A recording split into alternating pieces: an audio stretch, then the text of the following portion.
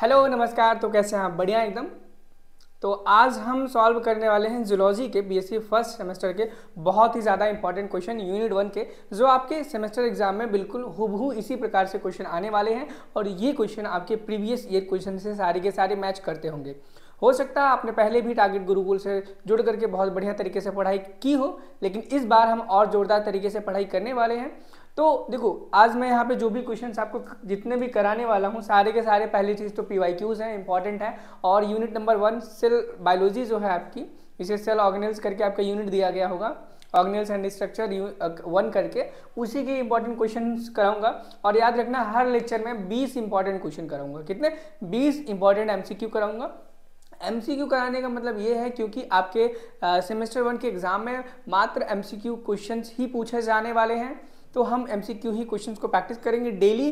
Zoology, chemistry, botany, जितने भी आपके BSc के सब्जेक्ट हैं सारे कवर किए जाएंगे। इन केस अगर मेरे मुंह से ऐसा कोई सब्जेक्ट रह गया हो या फिर आप कोई एडिशनल सब्जेक्ट पढ़ना चाहते हो, तो उसे भी आप कमेंट सेक्शन में बता सकते हैं सर कि इस सब्जेक्ट को भी आप स्टार्ट कराएं, तो हमारे लिए बहुत अच्छा रहेगा। और बहुत सारे बच्चे ऐसे डाउट में होंगे कि सर हमें बहुत अच्छा कंटेंट कहाँ से मिले, हमने अभी तक कोई प्रिपरेशन नहीं की है, हमने कोई ऐसी बुक नहीं खरीदी है, कोई ऐसे मॉड्यूल, कोई ऐसी सीरीज, कोई ऐसी क्वेश्चन बैंक नहीं खरीदी जिसमें हमें बहुत सारे इंपॉर्टेंट क्वेश्चंस मिल सके। तो मैं आपको बता दूं, आप टारगेट गुरुकुल का मोबाइल ऐप डाउनलोड कर लो। आपको वहां पर सेम यही PDF, इससे बहुत अच्छी बहुत ही आपको, जिसमें आपको सारे चैप्टर के physics, chemistry, biology, zoology, botany, सभी सब्जेक्ट के आपको MCQs वहाँ पे मिल जाएंगे। चाहे आप BA के हो, BSc के हो, BCom के हो, LLB की, BLLB, सभी की वहाँ पे MCQs, इंपॉर्टेंट क्वेश्चंस सारे वहाँ पे पड़े हुए हैं। तो चलिए हम ज़्यादा देर ना करते हुए पहली क्लास को स्टार्ट करते हैं। देखते हैं पहला क्वेश्चन क्या कहता है। देखो, सबसे पहले देखेंगे पहला क्वेश्चन क्या कहता है। और पहला क्वेश्चन यहाँ पे ये कह रहा है कि the latest model for the plasma membrane is, यानी कि आपको यहाँ पे 4 मॉडल दिए गए हैं प्लाज्मा मेम्ब्रेन के। क्या? 4 मॉडल दिए गए हैं प्लाज्मा मेम्ब्रेन के।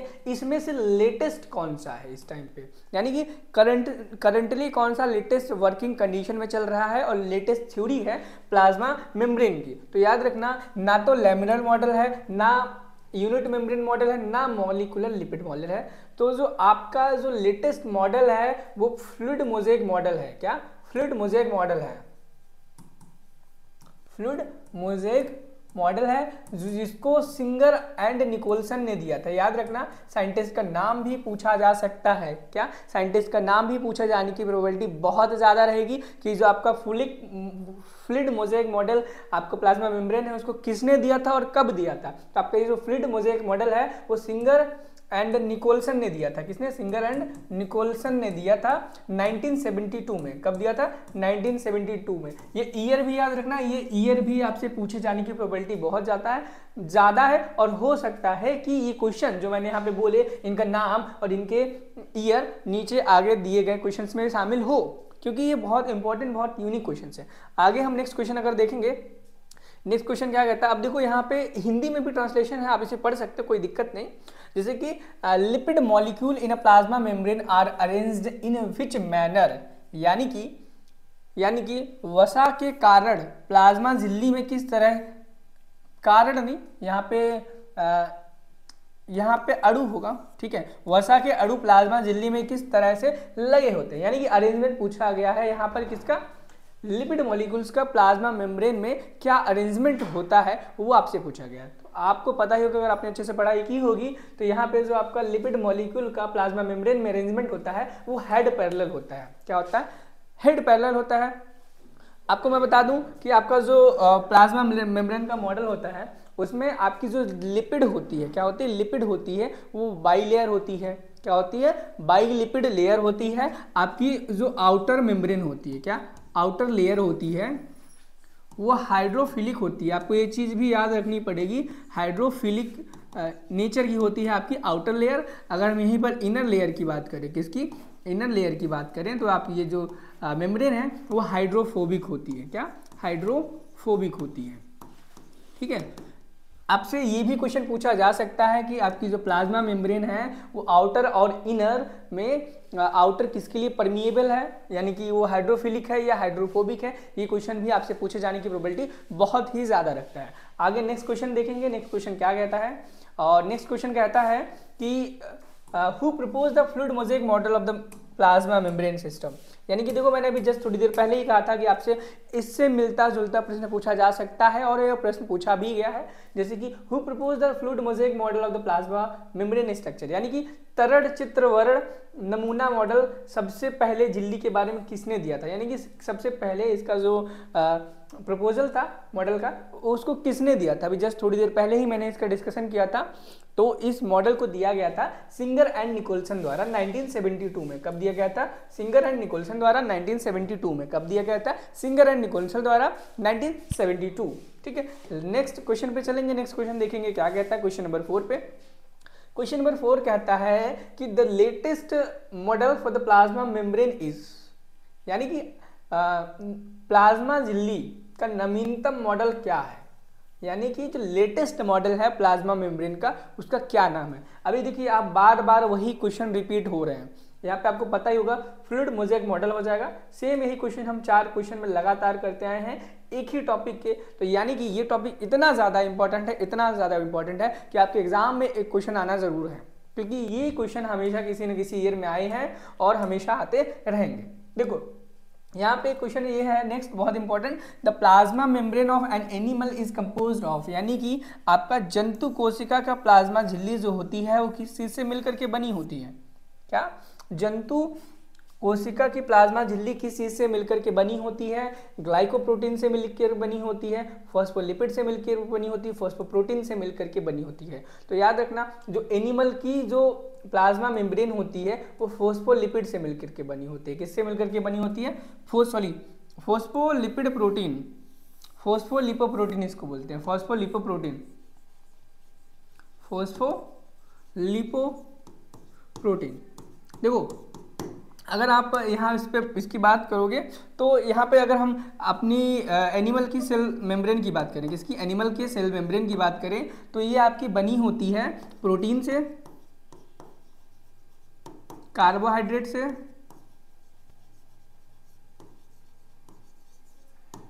और कोलेस्ट्रॉल से। इन चीज़ों के कंपोजिशन से आपकी जो प्लाज्मा मेम्ब्रेन है एनिमल की वो बनी हुई होती है। नेक्स्ट क्वेश्चन पे मूव करेंगे। क्वेश्चन नंबर 6 देखेंगे क्या कहता है। क्वेश्चन नंबर 6 कहता है कि Singer and Nicolson model for the plasma membrane differ in the Robertson model in, यानी कि देखो सब एक मॉडल और दिया गया था जिसको रॉबर्टसन ने दिया था। किसने? रॉबर्टसन ने दिया गया था। इस क्वेश्चन में यही पूछा गया था है कि जो रॉबर्टसन ने मॉडल दिया था और जो सिंगर एंड निकोलसन ने मॉडल दिया था उन दोनों में क्या डिफरेंस है, क्या भिन्नताएं हैं, क्या डिफरेंसेस हैं, क्या भिन्नताएं हैं, उनके बारे में पूछा गया है। तो आप देखोगे कि जो ये दोनों मॉडल दिए गए थे इन दोनों के मॉडल में सिर्फ एक बड़ी विशेषता थी।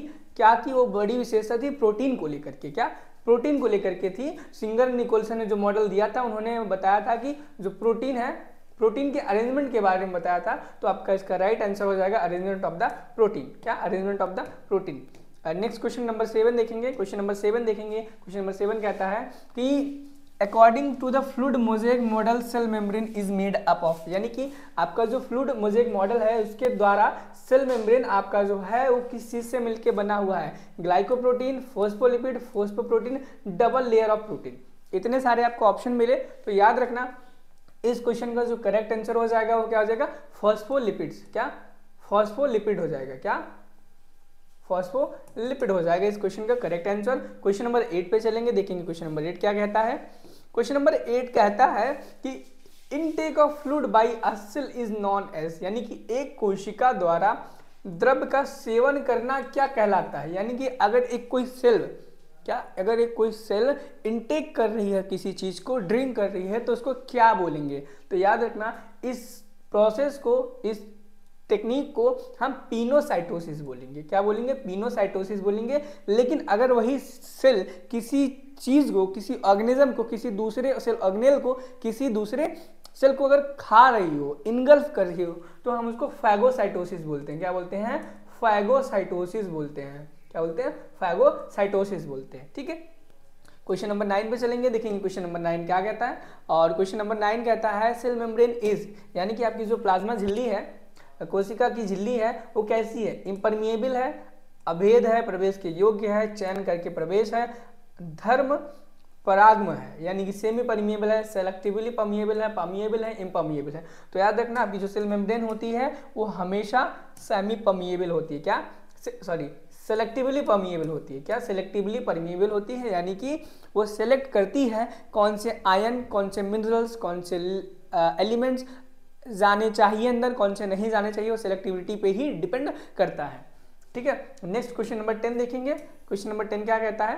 क्वेश्चन नंबर 10 कहता है कि in which method of the transport in the plasma membrane does not require carrier molecule, यानी कि प्लाज्मा मेम्ब्रेन में क्या इन चारों ऑप्शन में ये 4 तरीके के ट्रांसपोर्ट हैं, क्या ट्रांसपोर्ट है जिसके द्वारा सेल मेम्ब्रेन के आर पार किसी चीज़ों को, आयंस को, मॉलिक्यूल्स को भेजा जाता है। तो क्वेश्चन यही कह रहा है इनमें से यातायात का कौन सा ऐसा साधन है जिसमें किसी भी एक कैरियर मॉलिक्यूल की आवश्यकता नहीं होती, क्या नहीं होती? कैरियर मॉलिक्यूल की आवश्यकता नहीं होती, वो किसी भी कैरियर मॉलिक्यूल के बिना सेल मेम्ब्रेन को क्रॉस कर जाते हैं। तो याद रखना जो आपका सिंपल डिफ्यूजन होता है ये सिर्फ अलोंग द कंसंट्रेशन ग्रेडियंट होता है और इसमें किसी भी कैरियर प्रोटीन, कैरियर मॉलिक्यूल की ज़रूरत नहीं होती है। क्या नहीं होती है? नहीं होती है। अब देखेंगे क्वेश्चन नंबर 11 क्या कहता है। क्वेश्चन नंबर 11 कहता है एक्टिव ट्रांसपोर्ट क्या है, मतलब एक्टिव ट्रांसपोर्ट क्या है? एक्टिव ट्रांसपोर्ट में एनर्जी रिलीज होती है, एनर्जी की ज़रूरत पड़ती है, एनर्जी प्रोड्यूस करता है, प्रोड्यूस टॉक्सिक मटेरियल, यानी कि विषैला पदार्थ निकलता है। तो याद रखना आपको अगर एक्टिव ट्रांसपोर्ट की बात करें तो एक्टिव ट्रांसपोर्ट क्या होता है? एक्टिव ट्रांसपोर्ट में एनर्जी की एटीपी की रिक्वायरमेंट होती है, then option number will be the correct answer. क्या? Option number B will be correct answer. Question number 12 पे देखेंगे। क्वेश्चन नंबर 12 क्या कहता है?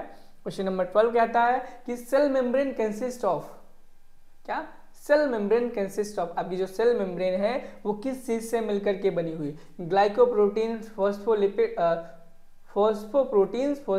Proteins, protein double layer. तो याद रखना आपकी जो सेल मेम्ब्रेन है वो किससे बनी है, इस चीज का आंसर आपको कमेंट करके हमें बताना है कि सर जो हमारी सेल मेम्ब्रेन है वो ग्लाइकोप्रोटीन की बनी है, फॉस्फोप्रोटीन की बनी है, फॉस्फोलिपिड की बनी है, बाइलेयर की बनी है, जिस किसी की बनी है उसके कमेंट सेक्शन में आपको हमें जवाब देना है। देखते हैं कितने बच्चे सही करते हैं और जितने भी बच्चे कमेंट सेक्शन में अपना नाम के साथ इस क्वेश्चन का सही आंसर देंगे, नेक्स्ट लेक्चर में हम उन बच्चों के नाम यहाँ पे बोर्ड पे रखेंगे कि भाई इन बच्चों ने क्वेश्चन के राइट आंसर्स दिए थे। ठीक है, चलते हैं नेक्स्ट क्वेश्चन पे। ठीक है, क्वेश्चन नंबर 12 याद रखना। क्वेश्चन नंबर देखो रिप्लाई आपको कैसे करना है, यहाँ पे Q12 बीच में ऐसे का क्वेश्चन और हो सकते हैं जिनको मैं होमवर्क में दूँ। क्वेश्चन 12 लिखना, ठीक है, उसके बाद यहाँ पे राइट आंसर लिख देना, ABCD नहीं लिखना है। जैसे कि इसका आंसर मान लो फॉस्फोप्रोटीन है, क्या फॉस्फोप्रोटीन लिख दिया, फिर नेम लिखना है, यहाँ पे नेम और अपना नाम लिख देना। जैसे शिवम अगर आपका नाम है तो शिवम इस प्रकार से लिख देना, उसके बाद हम देख लेंगे, क्या देख लेंगे और आपका नाम डिक्लेयर करेंगे। ठीक है, नेक्स्ट क्वेश्चन देखते हैं। Non membranous cell organelles are, यानी कि जितने भी आपको यहाँ पे सेल ऑर्गेनेल्स दिए गए हैं इनमें से ऐसी कौन सी सेल ऑर्गेनेल है जिसमें कोई भी क्या कोशिकांग नहीं होता, यानी कि कोई भी मेम्ब्रेन प्रेजेंट नहीं होती। देखो इस प्रकार के क्वेश्चन आपसे 3 तरीके के पूछे जा सकते हैं। कितने तरीके से?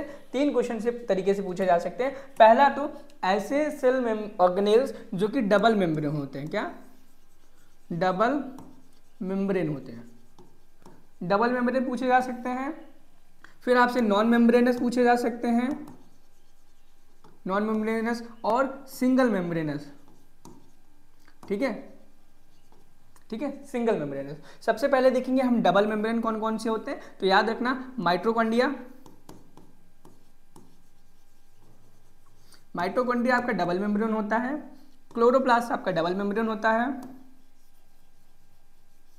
और आपका न्यूक्लियस डबल मेम्ब्रेन होता है।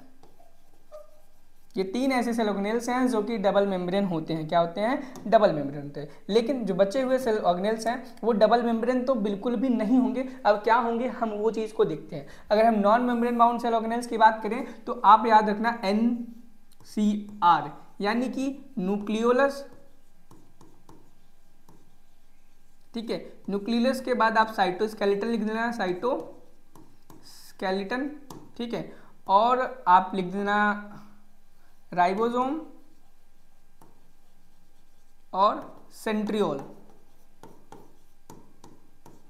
ये C के बाद ही C को लिख लेना, एनसीआर से सेंट्रियोल हो गया, बचे हुए जितने भी सेल ऑर्गेनेल्स हैं, क्या बचे हुए जितने भी सेल ऑर्गेनेल हो, चाहे आपका गोल्जी बॉडी हो, ठीक है, गोल्जी कॉम्प्लेक्स हो, ईआर हो, लाइजोसोम हो, और वट एवर भी जितने भी ऑर्गेनेल्स हैं वो सारे के सारे आपके सिंगल मेम्ब्रेन ऑर्गेनेल्स हैं। अब देखो आपको नॉन मेम्ब्रेनस पूछा गया था, अब देख लो नॉन मेम्ब्रेनस में से कौन सा है। क्या आपका यहाँ पे तो दो ऑप्शन हो गए, सेंट्रियोल भी हो गया और राइबोसोम भी हो गया। तो याद रखना आपका यहाँ पे राइबोसोम प्लस सेंट्रियोल दो के दोनों सही आंसर है। यहाँ पे क्या राइबोसोम और आपका सेंट्रियोल दो के दोनों राइट आंसर है यहाँ पे, ठीक है। मल्टीपल चॉइस क्वेश्चंस ऑप्शन हो गए, यहाँ पे मल्टीपल चॉइस आंसर्स हो गए। अब यहाँ पे एक क्वेश्चन और है, cellulose is a polymer of, cellulose किस चीज का पॉलीमर है, इस चीज का भी आंसर आपको बताना है, क्योंकि ये रट्टा वाला क्वेश्चन है, आपको याद करके ही जाना है, तो इसका आंसर आपको हमें बताना है, ठीक, कमेंट सेक्शन में। नेक्स्ट क्वेश्चन देखें, ये सेम क्वेश्चन वही है जो आप क्वेश्चन नंबर 12 होमवर्क में मिला है, ठीक है। और देखिए नेक्स्ट क्वेश्चन,